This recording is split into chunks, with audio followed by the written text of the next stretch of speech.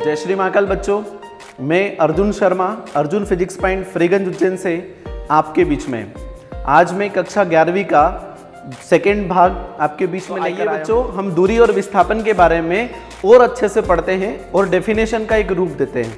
ठीक है, तो देखिए मैंने पिछली क्लास में आपको समझाया था, ये आपका घर है। ठीक है, यहां से लगा के स्कूल तक की बात करी थी हमने। तो मान लो ये आपका स्कूल है, विद्यालय है और ये आपका घर है। तो बच्चा जब साइकिल से चल रहा है, यहां से चल रहा है और चलते चलते टेढ़े मेढ़े मार्ग से चलकर विद्यालय पहुंच रहा है। साइकिल लेकर अपन टेढ़े मेढ़े मार्ग से विद्यालय पहुंच गए।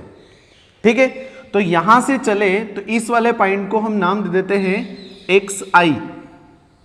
एक्स आई को अंग्रेजी में बोलते हैं इनिशियल पोजीशन और हिंदी में इसका नाम होता है प्रारंभिक स्थिति। और जहां पर बंदा जाके रुका है, बच्चा जहां पे रुका है उसको बोलेंगे एक्स एफ। बोले तो फाइनल पोजीशन अर्थात अंतिम स्थिति। बच्चों ध्यान से ये देखना है हमें कि जो बंदा यहां से चल के गया था साइकिल से घूमते फिरते, ये उसका क्या था? वास्तविक पथ था। क्या था? वास्तविक पथ। और ये उसकी क्या है? लंबाई है। क्या है? ये उसकी लंबाई है। ठीक है तो ध्यान से देखना, बच्चा यहां से चला है तो हम ऐसा बोलेंगे कि जब कोई वस्तु प्रारंभिक स्थिति से, पॉइंट टू बी नोटेड, जब कोई वस्तु अपनी प्रारंभिक स्थिति से वास्तविक पथ से चलकर विद्यालय पहुंच रही है, तो जो वास्तविक पथ की जो लंबाई होती है उसे दूरी कहते हैं। हमें कैसे बोलेंगे? यदि कोई वस्तु प्रारंभिक स्थिति से अंतिम स्थिति तक चलती है तो उसके वास्तविक पथ की जो लंबाई होती है उसे दूरी कहते हैं। ये हमने पिछले उस वीडियो में देखा भी था और समझा भी था। लेकिन अगर हम इस वाली लाइन की बात करें तो ये क्या है? हमारा सबसे छोटा रास्ता, सबसे छोटा रास्ता है, जिसे हम नाम देते हैं विस्थापन। विस्थापन का मीनिंग ही यही होता है कि बहुत कम से कम छोटा रास्ता जो शॉर्टकट पड़े उसे क्या बोलते हैं? विस्थापन बोलते हैं। अब इसको एक और नाम बोल सकते हैं, लघुत्तम पथ। ये क्या है? बहुत छोटा रास्ता है। तो किसी वस्तु की प्रारंभिक स्थिति और अंतिम स्थिति के बीच में जो लघुत्तम पथ होता है उसकी लंबाई को विस्थापन कहते हैं। और किसी वस्तु की प्रारंभिक स्थिति और अंतिम स्थिति में जो वास्तविक पथ होता है उसकी लंबाई को दूरी कहते हैं। अब यहां से हमें बहुत सारी चीजें क्लियर करना पड़ेगी। अब कौन कौन सी चीजें क्लियर करना पड़ेगी? तो मैं रिमार्क पे दे रहा हूं, कुछ नोटेशन समझना है। नोटेशन के आधार पर हम दूरी और विस्थापन का पूरा ऑपरेशन अच्छे से कर पाएंगे। ठीक है, तो प्यारे बच्चों ध्यान से देखना, मैंने एक पहला पॉइंट लिखा है, यहां पे लिखा है दूरी और यहां पे लिखा है विस्थापन। तो समझना यह है कि क्या दूरी बड़ी होती है कि विस्थापन बड़ा होता है? तो हमें अच्छे से दिख रहा है कि दूरी यहां से ऐसे टेढ़े मेढ़े मार्ग से चलकर यहां से चलती हुई यहां तक आती है। और विस्थापन क्या होता है? एकदम शॉर्टकट होता है। बताओ मुझे, ये वाला रास्ता बड़ा है कि ये वाला रास्ता बड़ा है? ऑब्वियसली आपको पता है कि दूरी क्या है? बड़ी है। तो क्या बोलेंगे? दूरी बड़ी होती है कैसे? विस्थापन से। ये हमारा पहला पॉइंट क्लियर होता है। ऑपरेशन पहला कंप्लीट हो चुका है। अब दूसरे ऑपरेशन में चलते हैं। क्या ये बराबर भी हो सकते हैं क्या? देखते हैं कैसे बराबर होते हैं। मान लेते हैं ये कोई ए पॉइंट है और ये बी पॉइंट है, ये ए है और ये बी है। मान लो ये हमारा घर है और ये हमारा विद्यालय है। ठीक है, इन दोनों के बीच की दूरी जो है वो 10 मीटर है। ठीक है, तो देखते हैं, इसके अलावा कोई दूसरा रास्ता भी नहीं हमारे पास, एक ही रास्ता है। तो यहां से प्रारंभिक स्थिति से अंतिम स्थिति तक जब अपन जाते हैं तो जो वास्तविक लंबाई होती है, वास्तविक पथ की जो लंबाई होती है, तय की गई जो दूरी होती है, तय की गई जो रास्ते की जो लंबाई होती है उसे दूरी बोलते हैं। तो इसको एक बार अपन दूरी बोल सकते हैं कि ये यहां से यहां तक गया। लेकिन सबसे छोटा रास्ता कौन सा है ये भी निकालो, तो छोटा रास्ता भी यही है। तो कह सकते हैं हम विस्थापन भी यही हो गया और दूरी भी यही हो गया। अर्थात हम कह सकते हैं कि दूरी और विस्थापन एक दूसरे के बराबर होते हैं। अब ये बराबर कब होते हैं? जब सरल रेखा में होते हैं। कब होते हैं? सरल रेखा में होते हैं। ये बात हमें ध्यान रखना है। सरल रेखा मतलब चैप्टर का नाम ही यही है, सरल रेखीय गति। तो जब कोई वस्तु एक सरल रेखा में होती है तब उस स्थिति में दूरी और विस्थापन एक दूसरे के बराबर हो सकते हैं और उसको एक विमी बोलते हैं। इंग्लिश में उसको वन डायमेंशनल मोशन बोलते हैं। बराबर। चलिए बच्चों, मैं आपको एक ट्विस्ट देता हूं, देखना ध्यान से। मान लो बंदा चल के सी के पास जाना है और इसकी भी दूरी 10 मीटर है। अब क्या होगा? यहां से चला, ये उसकी प्रारंभिक स्थिति है xi और ये इसकी फाइनल स्थिति है xf। मैंने अभी थोड़ी देर पहले बताया था xi का मतलब होता है इनिशियल पोजीशन, xf का मतलब होता है फाइनल पोजीशन, प्रारंभिक स्थिति, अंतिम स्थिति। तो वो लड़का यहां से चलकर 10 मीटर की दूरी तय करके B पर गया, B से लगा के वो बंदा C पे गया। अब इसमें बताना है दूरी और विस्थापन के बारे में कि ये कौन और कहां कैसा है। ठीक है, तो देखना, मैंने बोला था कि अभी ट्विस्ट बताऊंगा। तो दूरी की बात करते हैं, दूरी की बात कर रहे हैं अपन। तो दूरी में कहां से चला वो? A से चला, कहां पे गया? B पे गया। तो पहले A से लगा के B तक गया, बराबर। फिर कहां गया? B से लगा के C पे गया, तो प्लस B से कहां गया? C पे गया। तो देखना ध्यान से, अब C पे आ गया फाइनल पोजीशन पे। A से B तक में चला, उसकी दूरी कितनी है? उसने बोला कि 10 मीटर, तो हमने 10 लिख दिया, प्लस बीच में साइन। B से लगा के C तक में कितना चला? तो भी 10। अर्थात इन दोनों को जोड़ दें तो 20 मीटर चला है। ये हमारी क्या है? दूरी निकल के आई। अब देखते हैं विस्थापन क्या होता है। विस्थापन उसे कहते हैं, हम शुरू से पढ़ते आ रहे हैं कि सबसे छोटा रास्ता विस्थापन कहलाता है। अब सबसे छोटा रास्ता कहां से हो जाएगा? ये A है इनिशियल पोजीशन, ये है फाइनल पोजीशन, तो इसका शॉर्टकट रास्ता क्या होगा? ये होगा। बच्चों, आपने 10वीं के अंदर पाइथागोरस प्रमेय पढ़ी थी, बस ये पाइथागोरस प्रमेय लग गई है। अर्थात A से लगा के C तक की हमें सबसे छोटी लाइन दिख रही है। अर्थात कहने का मतलब ये है, ये हमारा सबसे छोटा रास्ता है, ये हमारा लघुत्तम पथ कहलाता है, जो सबसे छोटा होता है। तो देखना ध्यान से, इसको हम कर्ण मान लेते हैं, इसको लंब मान सकते हैं, इसको आधार मान सकते हैं। अर्थात कर्ण अगर हमारा आए, मैं थोड़ा आगे की बात कर रहा हूं, तो दोनों रूट में आएंगे स्क्वायर के साथ में। आप लोगों ने पाइथागोरस पढ़ी होगी, ठीक है। तो 10 और 10 का स्क्वायर करेंगे तो 100, और इधर भी ये भी 100 हो जाएगा। बोले तो 200 रूट में आ गया। इसको बाहर निकालेंगे तो 10 और बटे में 2√2 आ जाएगा। ये आपको करना आता होगा, ठीक है। नहीं आता है तो आपको बहुत अच्छे से सिखा दूंगा मैं अगले वीडियो में। मैं केवल समझाने के तौर पे आपको देख रहा हूं।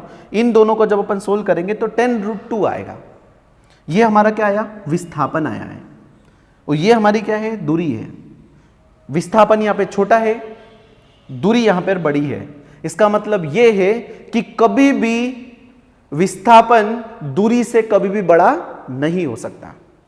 हमेशा विस्थापन छोटा ही रहेगा और दूरी हमेशा बड़ी रहेगी, ठीक है। हमने दूरी ऐसे चली बराबर डिस्टेंस पे, लेकिन विस्थापन शॉर्टकट निकला है, ठीक है।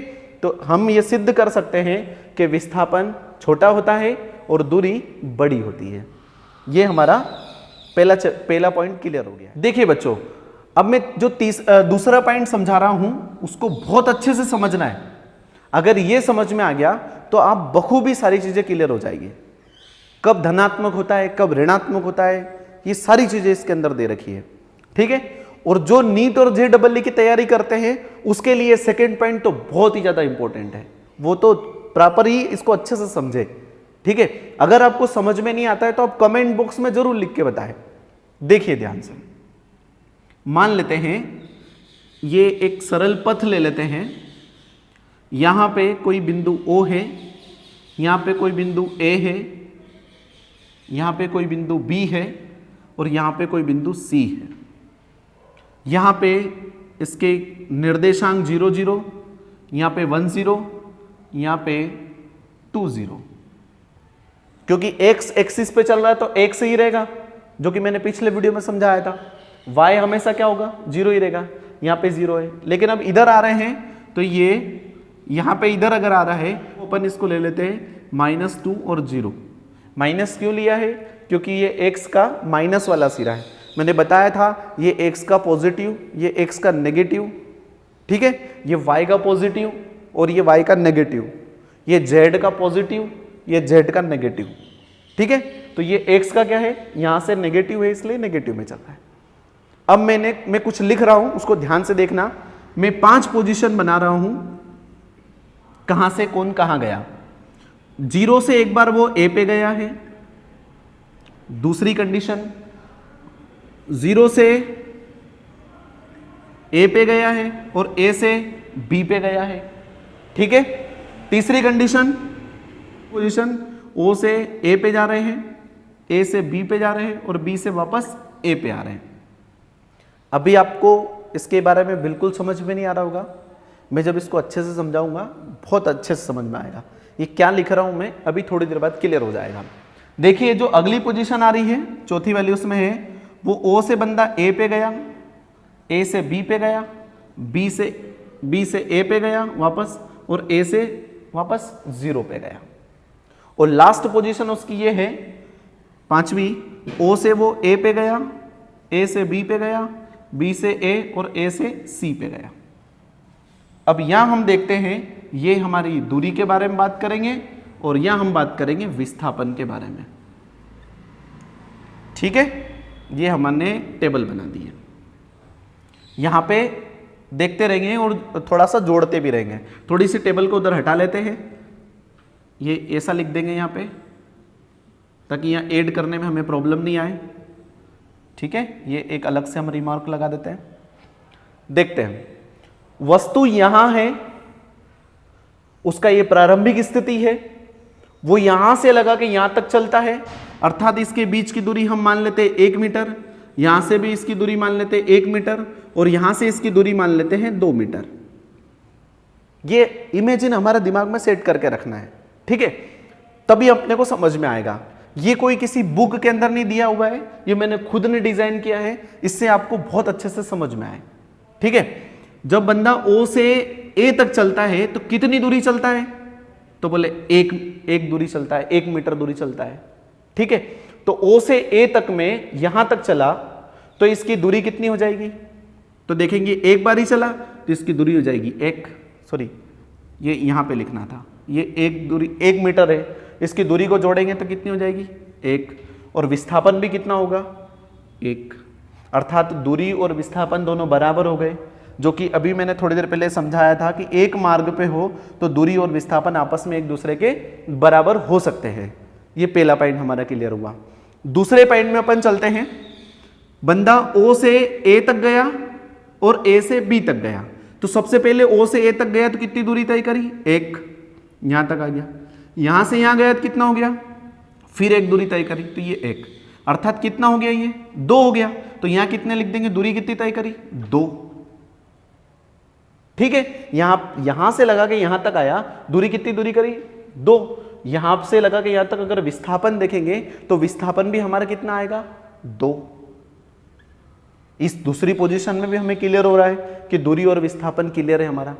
हम इसलिए इसको ले रहे हैं कि तीसरी कंडीशन हमसे क्लियर हो।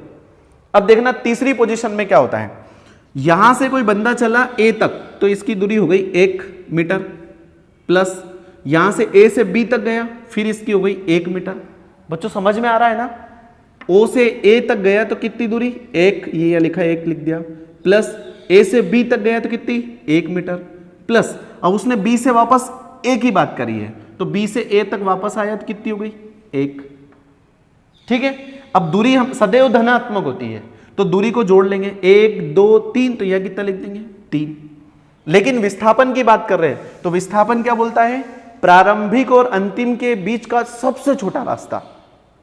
कहां से चला था, O से चला था, यहां से कहां के रुकेगा वो A तक, तो वो O ये XI है मतलब प्रारंभिक स्थिति, और ये अंतिम स्थिति है। अब यहां से लगा कि यहां तक कि सबसे छोटा रास्ता कौन सा है, तो 1। बात समझ में आ रही? एक बार और समझा रहा हूं। बंदा O से A तक चला, ये 1 तक चला तो ये 1 लिख दिया। A से B तक चला 1 मीटर तो 1 मीटर लिख दिया। अब B से वापस 1 आया तो ये 1 मीटर फिर लिख दिया। तो दूरी कितनी हो गई, यहां से यहां गया, यहां से यहां गया, वापस यहां आया तो ये 3 हो गया। लेकिन विस्थापन देख रहे हैं तो विस्थापन क्या होता है, स्टार्टिंग से अंतिम, मतलब प्रारंभिक से अंतिम तक की बात कर रहे हैं। तो प्रारंभिक स्थिति उसके लिए ये है और अंतिम स्थिति A है, तो इनके बीच की दूरी कितनी होगी, 1 मीटर दे रखी है, तो यहां लिख देंगे 1। समझ में आ रही बात? अर्थात दूरी सदैव बड़ी होती है, विस्थापन हमेशा छोटा होता है। जब सरल रेखीय मार्ग होता है तो बराबर होता है, अगर विपरीत कुछ आड़ा टेढ़ा चला तो विस्थापन छोटा हो जाएगा। ये देखो विस्थापन छोटा हो गया। अगली कंडीशन में अपन देखते हैं, O से A तक गया बंदा, ये 1 मीटर, A से B तक गया 1 मीटर, B से A तक आया, देखो ये B से A तक 1 मीटर, फिर A से O तक आया, A से O तक आया, ये कितने संख्या हुई, 1 2 3 4, तो यहाँ 4 लिख दिया। अब विस्थापन कितना हुआ, प्रारंभिक स्थिति भी यही थी और अंतिम स्थिति भी यही थी, तो क्या लिख देंगे, अंतिम स्थिति मतलब कोई चला ही नहीं, विस्थापन हुआ ही नहीं, जहां था वहां वापस आ गया, तो वही शॉर्टकट रास्ता था। अब इसका चौथा पॉइंट क्या होता है, दूरी कितनी भी हो सकती है, विस्थापन शून्य हो सकता है लेकिन दूरी शून्य कभी भी नहीं होती। बात समझ में आ रही है? दूरी सदैव धनात्मक होती है, दूरी कभी भी शून्य नहीं होती, लेकिन विस्थापन शून्य हो सकता है। समझ में आ रहा है? चलो हमारी अब 5वीं पोजीशन है। अब 5वीं पोजीशन में क्या करना है देखना, O से बंदा कहां गया, A तक, तो ये 1 लिख दिया। A से B गया कितना, 1 तक गया। B से वापस A पे आया, देखो B से A पे आया, ये 1। फिर A से कहां गया, O पे आया, O पे आया तो सॉरी यहां मैंने लिखा नहीं था O, वो मैं लिख देता हूं अभी। O से फिर C गया, तो देखते हैं ये A से O तक गया तो ये भी 1 हो गया, और O से C पे जा रहा है, O से C पे जा रहा था, कितना है, 2 है, तो यहाँ पे 2 लिख देंगे। जोड़ेंगे 1 2 3 4 5 6, तो यह दूरी कितनी हो गई, 6 हो जाएगी। अब विस्थापन की बात करते हैं, तो विस्थापन कहाँ है, ये प्रारंभिक स्थिति है, ये XI, और अंतिम स्थिति क्या है, C, ये XF है। अब इससे छोटा रास्ता कौन सा होगा, यहां से लगा के यहां तक 2 मीटर, और वो भी इधर है, तो इधर है तो वो ऋणात्मक में चलेगा। क्यों? क्योंकि मैंने अभी बताया था स्टार्टिंग में, ये ऋणात्मक सिरा है, इसमें जो भी मान आएगा सब ऋणात्मक आएगा, तो यहां पे अपन लिख देंगे -2 मीटर। अब एक और बात क्लियर हुई, इसमें यह हुआ कि धुरी सदैव धनात्मक होती है और विस्थापन ऋणात्मक, धनात्मक, शून्य तीनों हो सकता है। बात क्लियर आ रही है? विस्थापन धनात्मक भी हो सकता है, दूरी के बराबर भी हो सकता है, शून्य भी हो सकता है और ऋणात्मक भी हो सकता है, लेकिन दूरी सदैव धनात्मक होती है। तीसरा पॉइंट हमारे बीच में है, सदिश और अदिश को लेकर है। सदिश और अदिश क्या होता है, मैं एक तरफ लिख देता हूं दूरी और एक तरफ लिख देता हूं विस्थापन। अब इनके बारे में सदिश और अदिश की बात करेंगे। मान लेते हैं मेरे पास है कि यह दूरी है और यहां पे है विस्थापन। दूरी के लिए बात करेंगे तो दूरी मैं यहां खड़ा हूं, अब मुझे चलना है, तो मैं इधर भी जा सकता हूं तो भी काउंटेबल होगा, मैं इधर भी जाऊंगा तो भी काउंटेबल होगा। समझ में आ रही बात? अर्थात दूरी के अंदर दिशा नहीं होती है, वो किधर भी चल सकती है। दूरी के अंदर दिशा नहीं होती है, खाली क्या होता है, परिमाण होता है। और दिशा होती है क्या दूरी में? दूरी में दिशा नहीं होती, खाली परिमाण होता है। ठीक है, लेकिन विस्थापन की बात कर रहे हैं। विस्थापन में एक फिक्स डायरेक्शन होता है, और मैंने सबसे पहले जब डायग्राम बनाया उसमें भी तीर का निशान लगाया है। विस्थापन हमेशा एक फिक्स डायरेक्शन में चलता है, छोटे रास्ते पे चलता है। तो विस्थापन क्या होगा, विस्थापन के अंदर परिमाण भी डिसाइडेड है और दिशा भी फिक्स है, अर्थात इसका परिमाण भी डिसाइड है और दिशा भी। अब ये परिमाण क्या होता है? परिमाण होता है साइज। परिमाण का मतलब होता है उसका आकार, उसकी साइज। अंग्रेजी में उसको मैग्नीट्यूड बोलते हैं। क्या बोलते हैं? मैग्नीट्यूड बोलते हैं। तो जिसका परिमाण डिसाइड होता है, दिशा नहीं होती। समझ में आ रही बात? जिसका परिमाण डिसाइड होता है, दिशा नहीं होती, वो अदिश होती है। तो दूरी क्या होगी? हमेशा अदिश। और जिसका परिमाण और दिशा दोनों निर्धारित होते हैं वो होते हैं सदिश। बोले तो विस्थापन क्या है? सदिश है। क्लियर हो गई तीसरा पॉइंट भी हमारा। अब देखिए चौथा पॉइंट। चौथे पॉइंट को मैं इसी डायग्राम में समझा देता हूं आपको, देखना ध्यान से क्या होता है। एक दूरी ये होती है, मेरी इच्छा हुई कि मैं इधर से निकल जाऊं, स्कूल जाना है। दूसरा एक और रास्ता है तो मैं इधर से भी निकल सकता हूं। मेरा मन हुआ तो मैं इधर से भी जा सकता हूं स्कूल। मेरी इच्छा हुई तो मैं पूरा घूम घाम के भी जा सकता हूं। यहाँ पे वो मेरी इच्छा पे डिपेंड करता है, मैं किधर भी जा सकता हूं। कहने का मतलब ये सब क्या बनाई मैंने? ये दूरी बनाई है। क्या बनाई है? दूरी। लेकिन विस्थापन के लिए हमें क्या होगा? यहां से और यहां के बीच में सबसे छोटा रास्ता जो होगा वही विस्थापन होगा। मतलब मैं इस रास्ते के अलावा दूसरा रास्ता विस्थापन के लिए नहीं बना सकता, लेकिन दूरी के लिए और भी एक दो बना सकता हूं मैं। अब जो चौथे पॉइंट में बात आ रही है ना, वो क्या है? दूरी अनेक हो सकती है लेकिन विस्थापन एक होता है। दूरी क्या हो सकती है? अनेक हो सकती है, लेकिन विस्थापन क्या होता है? एक होता है। ये सब बातें आपको नोट करते हुए चलना है। 12th के बच्चों सब लिखते हुए चलते हैं, इसलिए वो पूरी तरह से प्रिपेयर रहते हैं। आपको भी मेरी सारी बातें वीडियो को पॉज कर करके लिखते रहना है और अच्छे से समझना है। आई होप बच्चों आप लोगों को बहुत अच्छे से समझ में आया होगा। इसके आगे मैं अगले वीडियो में पढ़ाऊंगा। जय श्री महाकाल।